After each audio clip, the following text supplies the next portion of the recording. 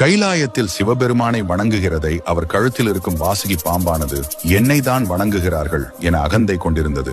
ஒரு நாள் மகாவிஷ்ணு கருட வாகனத்தில் சிவபெருமானை தரிசிக்க வந்தார். கருடனை பார்த்த பாம்பு, என்ன கருடா சௌக்கியமா என்று அகந்தையுடன் கேட்டது. அதற்கு கருடன் அவரவர் இருக்கும் இடத்தில் இருந்தால் எல்லாரும் சௌக்கியம்தானே என பதில் அளித்தது. உடனே கோபத்துடன் சிவபெருமான் இறைவனிடத்தில் அகந்தை இருக்கக்கூடாது என கூறி கழுத்தில் இருந்த பாம்பை தொலைவில் வீசினார். அகங்காரம் கொண்டது தவறு என்று உணர்ந்து பாம்புக்கு புத்தி வந்தது. ஒரு நாள் நாரத முனிவர் அந்த வழியாக வரும்பொழுது வருத்தத்துடன் இருந்த பாம்பின் நிலையை கண்டு நடந்ததை கேட்டு அறிந்தார். அப்போது அவர் விநாயகரை வேண்டினால் நன்மை கிடைக்கும் என்றார். பாம்பும் விநாயகரை நினைத்து கடுமையாக வேண்டியது. பாம்பின் அளவு கடந்த பக்தியால் விநாயகர் மனமிறங்கி மீண்டும் நீ சிவபெருமானின் கழுத்தில் ஆபரணமாக அணிவாய் என்று அருளினார். அகந்தை கொண்டவர்கள் யாராக இருந்தாலும் சரி, அது சிவபெருமான் கழுத்திலே இருக்கும். பாம்பாக இருந்தாலும் சிவபெருமானின் அருகில் கூட இருக்க முடியாது.